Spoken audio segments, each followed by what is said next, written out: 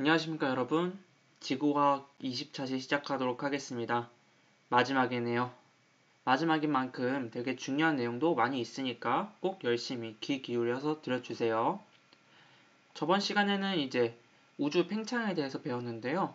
우주 팽창을 알 수 있는 법칙, 그것을 허블 법칙이라고 했었죠. 그 허블 법칙의 기본이 되는 게 바로 이 적색 편의량이라고 그랬는데요. 이 적색 편의량이 크면 클수록 속도가 어떻게 된다 그랬죠? 속도가 빠르다라는 게 빠른 거라는 것을 뜻하는 거고요.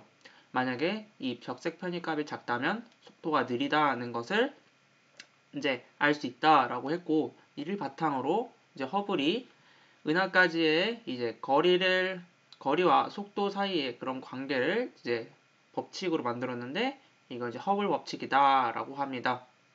그리고 저번 시간에 어떤 친구가 질문을 해주었는데요.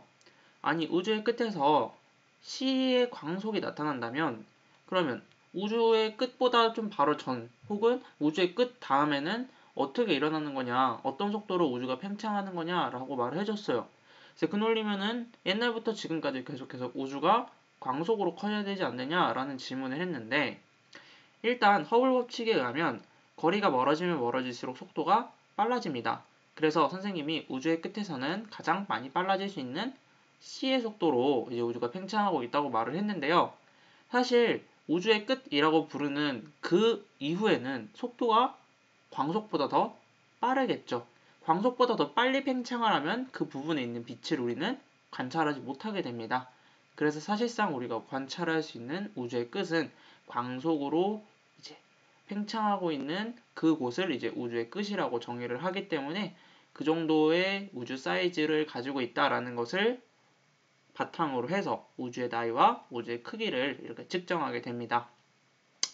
그럼 이번 시간에는 우주론에 대해서 공부를 할 건데요. 여기 내용이 좀 심오해요. 그러니까 우주가 어떻게 팽창했는지에 대해서 배울 겁니다. 그래서 교과서 이외의 내용도 좀 많이 다룰 계획이니까 좀 집중해서 들어주시기 바랍니다. 자, 우주론은 크게 이제 두 가지로 나뉘어질 수 있습니다. 첫 번째는 이제 대폭발 우주론과 정상 우주론인데요. 우주론은 이 우주가 어떻게 생성됐을까에 대한 이론이에요. 이론. 그러면 그 이론을 주장한 학자가 있겠죠. 먼저 그 대폭발 우주론은 1948년 가모라는 사람이 발표했고요. 정상 우주론은 호일과 본디 뭐 이런 것들 이런 분들이 이제 정상 우주론을 이제 발표했습니다. 그래서 이 허블 법칙 이후에 그런 우주론이 이렇게 크게 두 가지가 있는데요. 대폭발 우주론과 정상 우주론 중 최근에 조금 더 받아들여지고 있는 모형이 뭘까? 이거에 좀 포커싱을 해서 여러분들이 공부를 하면 좋을 것 같습니다. 먼저 정상 우주론은 뭐냐면, 과거의 우주는 작은 곳에서 시작해서 지금 우주가 점점 커지고 있잖아요. 우주가 작은 곳에서 시작해서 우주가 점점 커지는 과정에서 계속해서 물질이 생성이 된다는 거예요.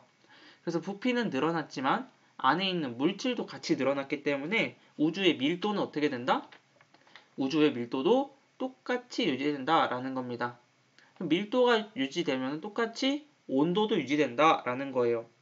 그런데 대폭발 우주는 뭐냐면, 처음에는 이만큼의 물질이 있었는데 물질은 그대로 있고 공간만 늘어난다는 거예요. 그러면 물질과 물질 사이의 거리는 어떻게 될까요?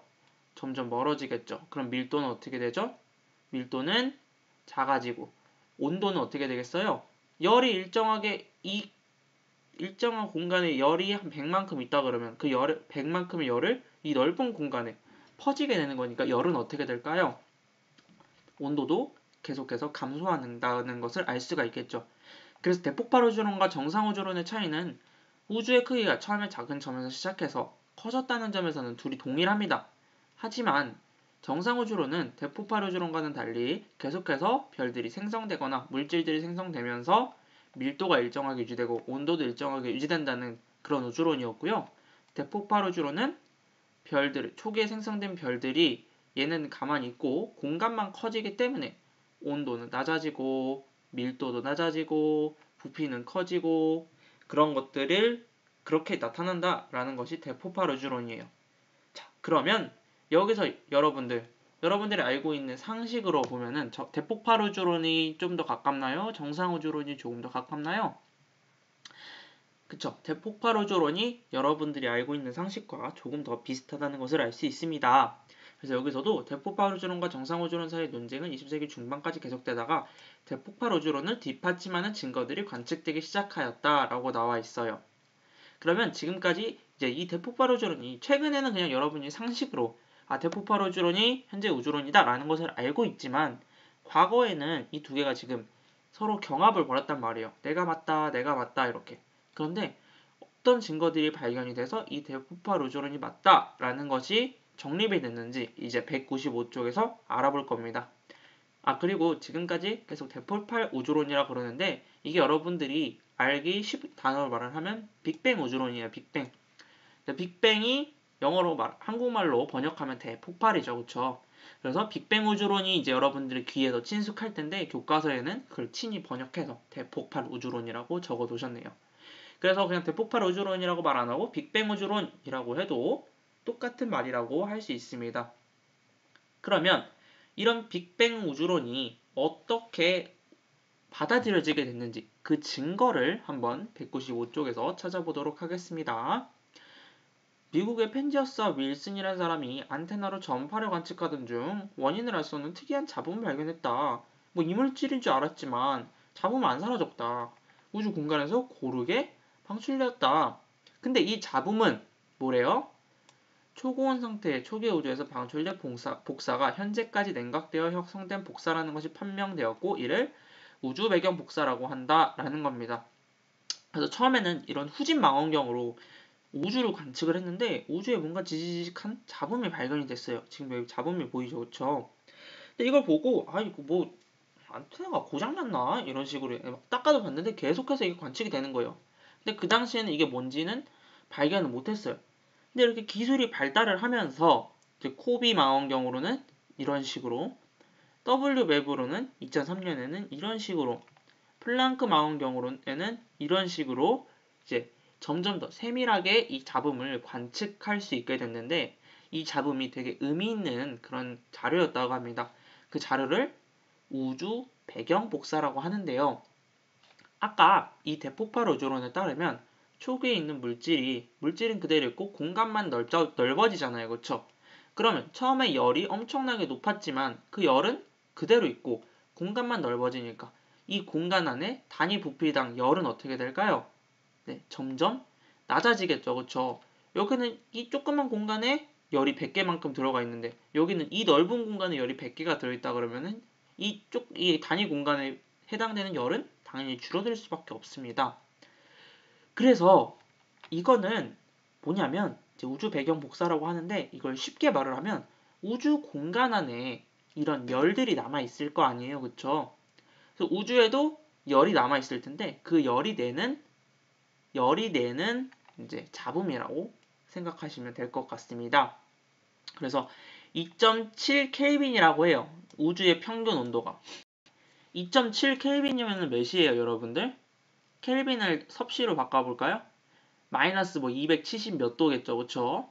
거의 절대 0도에 가까운 그런 온도를 가지고 있다고 합니다.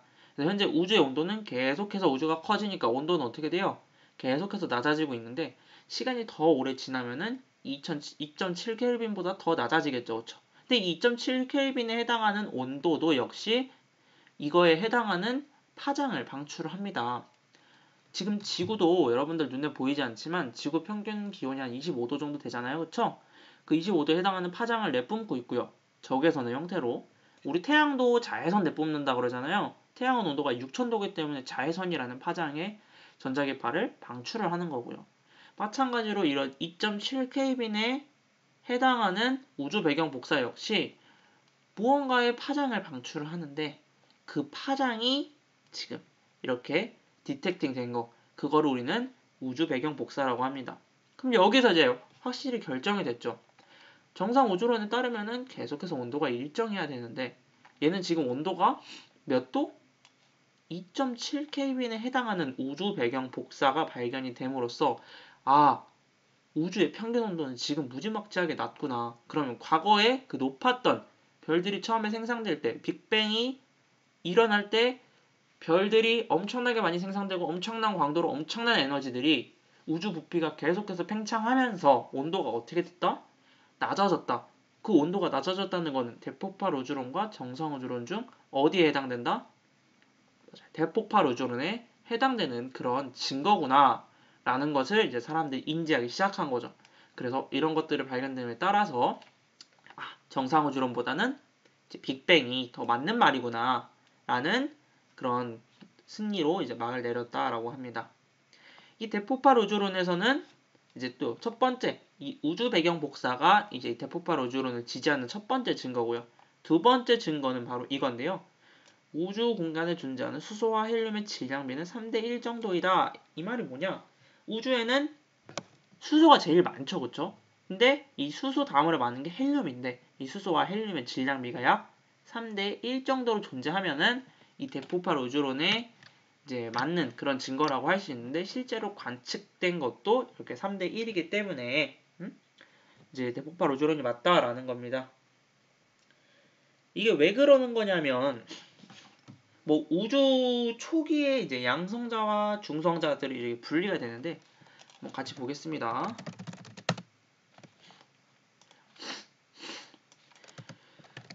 자, 왜 이게 3대1이냐? 수소, 헬륨의 질량비 3대1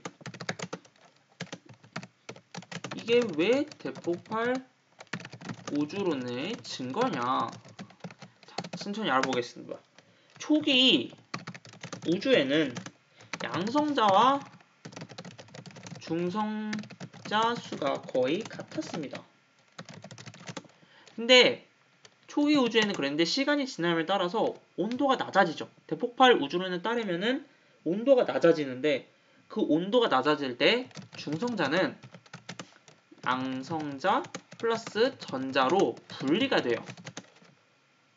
그러니까 온도가 낮아지면 if 온도가 낮아지면 이런 것들이 일어난다고 합니다. 중성자가 양성자와 전자로 분리되는 그런 것들이 나타나게 됩니다. 이때 양성자와 중성자의 개수비가 7대1일 때 헬륨이 만들어집니다. 그래서 결론적으로 수소 대 헬륨은 3대1의 비를 띠게 되는 거죠. 그래서 이게 왜 대폭발 우주론을 지지하는 거냐? 중성자가 양성자와 전자로 분리되지 않으면은 수소와 헬륨이 형성이 돼도 3대1의 비가 안 되는 거예요.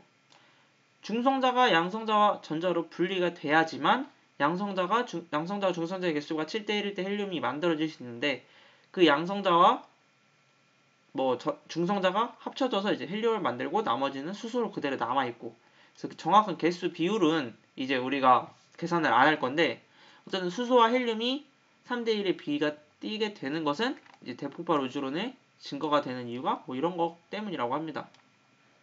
그래서 이런 자세하게 왜 이게 양성자, 중성자 7대1인지 이걸 직접적으로 뭐 전자, 분자 그려가면서 뭐 할 필요는 없는데 수소와 헬륨 3대1의 비가 대폭발 우주론의 증거가 된다.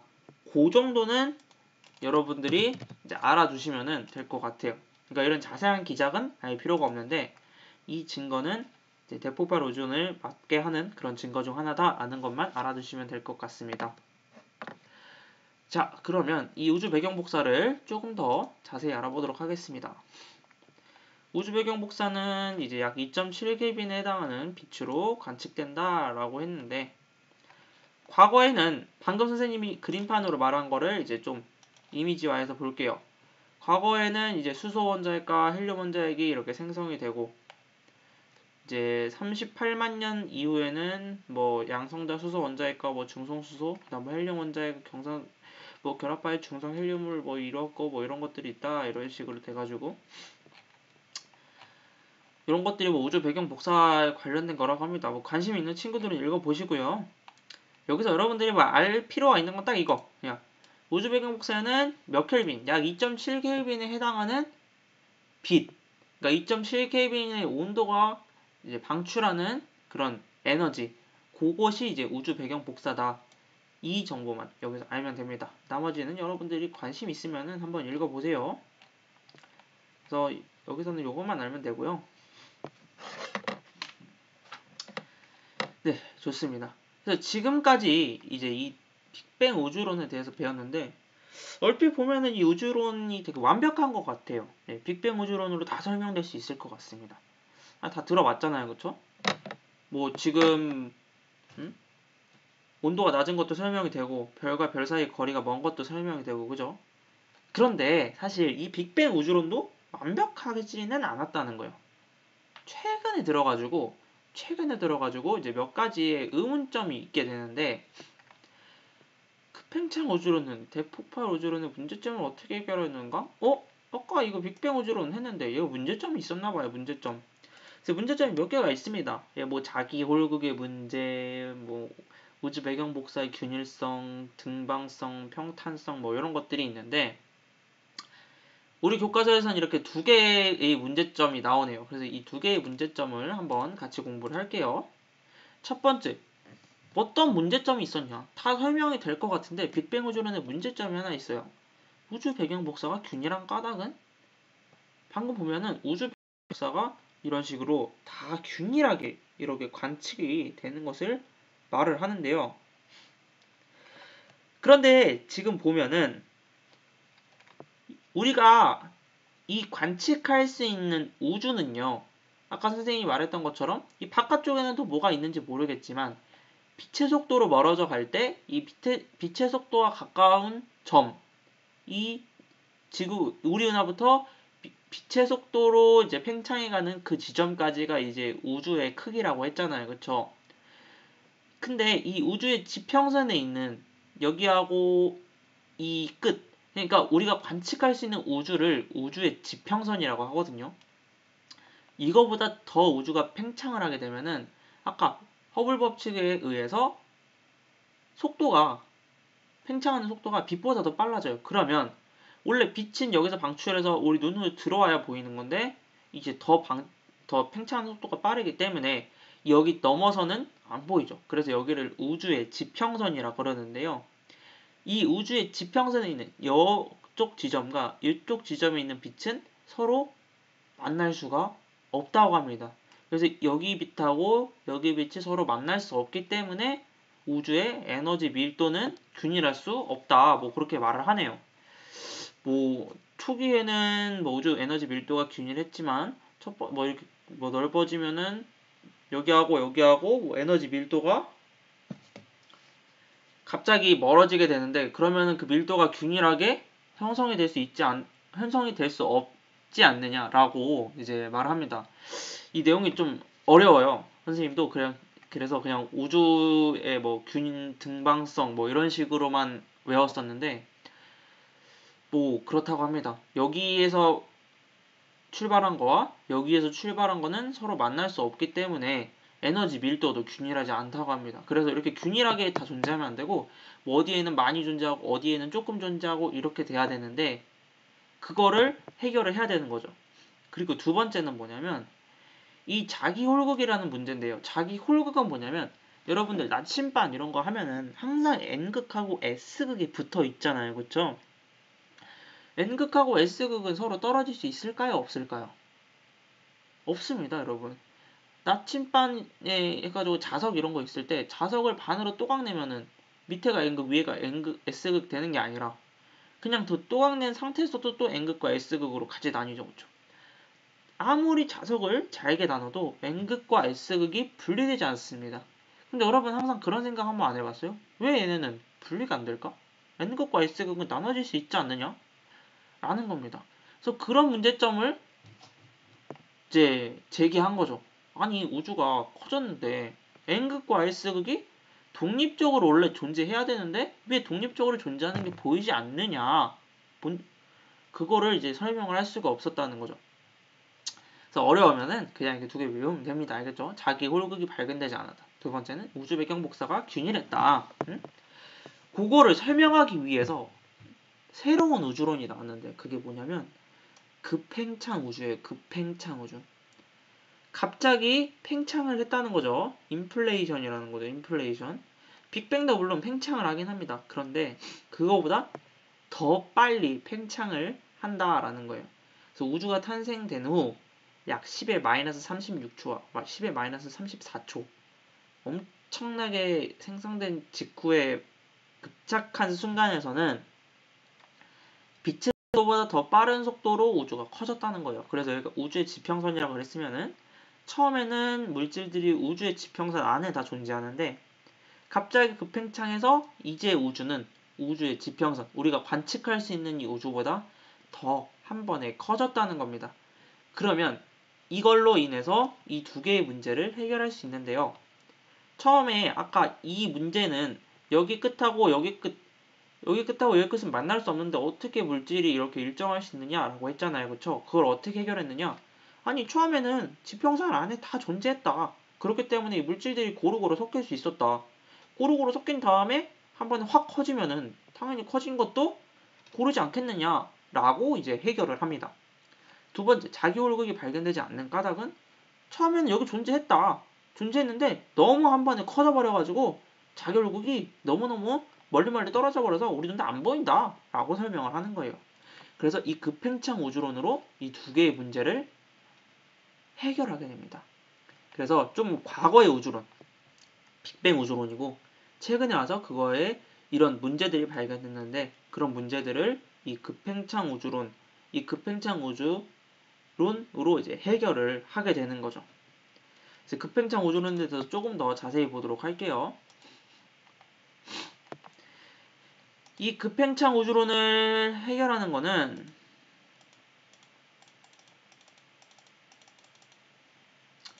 자, 요거를 이제 보시면 됩니다. 스탠다드 모델 빨간색 그래프, 인플레이션 모델 이렇게 이거 한글 자료 없나 어디? 읽어볼게요. 예전 모델이 이제 여기서는 빅뱅 우주론, 인플레이션 모델이 급팽창 우주론인데요. 이 10의 38초에서 10의 36초 사이에 뭐가 일어났어? 엄청난 급팽창이 일어났다는 겁니다. 그래서 처음에는 엄청 작았어요. 그런데 이 급팽창이 일어나면서 이 빅뱅 우주론과 비슷한 크기로 한 번에 커졌다라고 말을 하는 거예요. 그래서 처음에는 엄청 작았고 급팽창이 일어나서 이 우주의 지평선보다 현재는 커졌다라고 설명을 하는 겁니다. 그래서 이게 핵심입니다. 급팽창 우주론은 처음에는 되게 크기가 작았다. 그런데 갑자기 커졌다. 10의 38승에서 10의 36승 사이에 이거를 여러분들이 인지하고 있으면 될 것 같아요. 그래서 이제 최근에는 이런 급팽창 우주론이 이제 대세가 됐고요. 다음은 뭐냐면 가속 팽창 우주예요. 가속 팽창 우주. 그래서 처음에는 이렇게 빵 터졌을 것이다. 그리고 여기까지는 다 동의해요. 그런데 뭐냐면 이렇게 빵 터졌어요. 처음 인플레이션이 된 것까지는 알겠는데 그럼 이 인플레이션 다음에 우주는 어떻게 되느냐? 이제 그거를 사람들이 고민을 하기 시작한 거예요. 이 급팽창을 지나고 계속해서 우주가 어떻게 될까? 이걸 사람들이 이제 고민을 하는 거죠. 그럼 상식적으로 생각해 봤을 때 빵 터지고 나서 이 팽창하는 속도는 어떻게 될 것 같아요? 에너지가 없잖아요. 그쵸? 에너지가 없으면은 이 팽창 속도가 천천히 줄어들면서 나중에는 다시 여기 안에 있는 물질들의 인력들로 인해서 우주가 다시 줄어들 것이다. 뭐 이런 생각을 하지 않겠어요. 그쵸? 그래서 20세기까지는 급팽창이 일어난 다음에는 더 이상 급팽창이 일어나지 않고 천천히 팽창하거나 아니면 뭐 그냥 일정한 크기 유지하거나 이런 의견들이 대세적이었습니다. 그런데 이런 의견을 깨고 최근에는 어떻게 우주가 팽창하고 있을 것이다 라고 주장을 했냐면 바로 가속 팽창 우주일 것이다 라고 주장을 했습니다. 가속 팽창 우주가 뭐냐? 지금 팽창하는 우주의 팽창 속도가 가속되고 있다는 거예요. 이 펑하고 인플레이션 됐을 때 그때의 우주 팽창 속도보다도 그때 이후에 이제 좀 일정했었을 거예요. 이제 펑하고 우주 팽창이 됐다가 천천히 이렇게 우주가 팽창을 하고 있는데 천천히 우주가 팽창하고 있는데 최근에 와갖고 이게 가속 팽창을 하고 있다는 거예요. 갑자기 엄청나게 빨리 팽창을 하고 있다. 요렇게 이제 사람들이 추정을 하기 시작했는데 그렇게 추정하기 시작한 거는 바로 뭐냐면 1A형의 초신성의 적색 편입값입니다. 자, 여기 여러분들 좀 헷갈릴 수 있어요. 앞에 별의 진화 단원에서 1형 초신성은 어디서 만들어진다고 했죠? 어떻게 발생된다? 자, 백색의 성이 있는데 그 옆에 거성이나 뭐 에너지가 주입이 돼서 이 백색의 성, 잠자코 있는 백색의 성의 질량을 계속해서 늘려가다가 1.4 태양 질량이 되면은 얘가 더 이상 나 못 견뎌 하고 백색의 성이 펑 터져버린다 그랬죠. 그게 바로 1형 초신성이라 그랬는데요. 그래서 이 못 견디는 백색의 성의 질량이 딱 정해져 있어요. 1.44배. 1.44배가 되면은 태양 질량 1.44배가 되면은 이 백색의 성이 펑 터져버리는데요. 그렇기 때문에 이 1A형의 초신성은 다 똑같습니다. 1.44배, 태양 질량이 1.44배가 되는 일이 다 터지는 거예요. 그러면 똑같은 질량이 터지면은 그 터졌을 때 나타나는 광도도 어떻겠어요? 다 똑같겠죠. 그래서 1A형을 우리가 관측했을 때 이 은하, 이 초신성으로부터 우리가 관측할 수 있는 광도는 다 똑같아야 돼요. 자, 근데 문제는 뭐냐면 우리 지구와 가까운 쪽에 있는 1형 초신성과 지구와 먼 거리에 있는 1형 초신성을 우리가 각각 관측을 했다 이겁니다. 그러면 이때 적색 편입값이 매우 큰 경우에는 1A형 초신성까지의 거리가 예상보다 가깝게 나타났다. 이게 뭔 소리냐? 지구와 가까이 있는 애들을 관측했을 때는 적색 편입값이 매우 크게 나타났대요. 근데 지구와 멀리 있는 애를 측정했을 때는 적색 편입값이 되게 작게 나타났대요. 근데 적색 편입값이 작은 거는 여러분들 앞에서 어떤 걸 의미했어요? 속도가 작다는 거죠. 속도가 작다는 거는 허블 법칙에 의해서 우주의 거리가 어떻게 된다는 거예요? 작다는 거죠. 즉, 적색 편입값이 작은 경우에는 속도가 작다는 거고, 속도가 작다는 거는 우리가 가까이 있다는 거예요. 근데 우리가 가까이 있는 애들, 비교적 최근의 우주는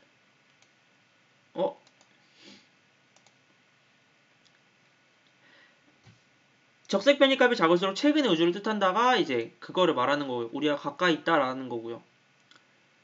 그래서 비교적 말이 꼬였네요.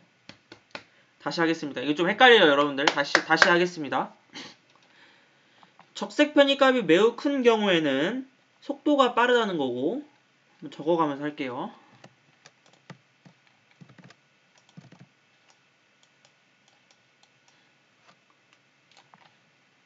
적색 편입값이 매우 크다는 거는 속도가 크다는 거고, 속도가 크다는 거는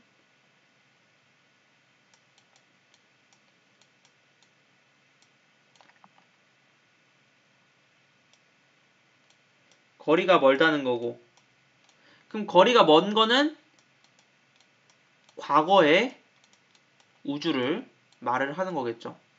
근데 적색 편입값이 작으면은 속도가 작은 거고, 속도가 작으면은 허블 법칙에 의해서 거리가 작은 거고, 그건 비교적 최근의 우주를 뜻한다고 볼 수 있겠죠. 그런데 비교적 최근의 우주가 적색값이 작으면 이 비교적 최근의 우주가 거리가 예상보다 멀게 나왔대요. 그러니까 비교적 최근에 우리가 관측한 우주, 비교적 최근에 관측한 우주는 이 현재와 가까운 시간이라고 볼 수 있잖아요. 그렇죠? 비교적 우리가 발견된 최근의 우주는 원래 1A형 초신성이 이 정도 거리에 있어야 돼. 여기가 만약 지구야. 원래 이론적으로는 요만큼 있어야 되는데 이것보다 더 멀게 나타났다는 거예요. 그러면 최근에 우리가 관측했을 때 이론상보다 더 멀리 존재했대요. 그 말은 얘가 더 멀리 이동했다는 거는 더 우리가 예상한 이론보다 더 빠른 속도로 얘가 멀어지고 있다는 얘기가 되죠. 그러니까 최근의 우주는 어떻게 되는 거냐? 우리가 예상한 것보다 더 빨리 멀어지고 있다는 그런 결론이 나오게 됩니다. 그래서 이거는 바로 우주가 최근에 가속 팽창을 시작했다는 그런 뒷받침하는 증거가 되는 거죠. 그래서 이 관계를 여러분들이 하나하나 차근차근 이렇게 그려가면서 이게 왜 가속 팽창 우주가 되는지 그 이유를 다시 한번 여러분들이 곱씹어 보기 바랍니다. 그럼 이 가속 팽창 우주에 대해서 조금 더 추가로 공부를 하도록 하겠습니다. 자, 요게 진짜 되게 이제 중요한 그래프인데요. 이게 종합이에요, 종합. 그래서 지금 우주 모양이 크게 감속 팽창, 등속 팽창, 가속 팽창이 있고요. 감속 팽창은 좀 천천히 늘어나는 거, 속도가 점점 줄면서 늘어나는 거, 등속 팽창은 일정한 속도로 늘어나는 거, 가속 팽창은 갑자기 속도가 더 빨라지는 거. 이 세 가지의 지금 이론이 있는데 과거에는 지금 이 아까 선생님이 설명한 거에 반대겠죠, 그쵸? 과거에는 그러면은 어떻게 되겠어요? 좀 속도가 줄어드는 감속 팽창을 했었다면 등속 팽창을 하고 최근에는 가속 팽창이 이제 이루어지고 있다는 것을 알 수가 있는데요. 감속 팽창은 뭐냐면 결론만 말하면은 속도가 팽창을 하긴 하는데 점점 팽창하는 속도가 느려진다는 겁니다. 근데 느려질 때 속도가 심각하게 느려져서 빠꾸까지 하면은 그건 닫힌 우주. 그러니까 우주가 커졌다가 속도가 느려졌는데 마이너스 속도까지 가. 마이너스 속도까지 가면 다시 줄어들겠지. 그건 닫힌 우주. 그런데 속도가 줄어들긴 하는데 마이너스 속도는 안 가. 그냥 0으로 돼. 0으로 수렴해. 그러면은 일정한 크기 유지하겠죠. 속도가 줄어들긴 하는데 0까지는 안 가고 그냥 속도가 뭐 느린 속도까지 줄어들어. 그러니까 이건 천천히 늘어나는 열린 우주. 그래서 이 감속 팽창은 열린 우주, 평탄 우주, 닫힌 우주로 구분을 하고요. 등속 팽창은 뭐냐면 속도가 줄어들지 않아. 그냥 계속 똑같은 속도로 늘어나는 거.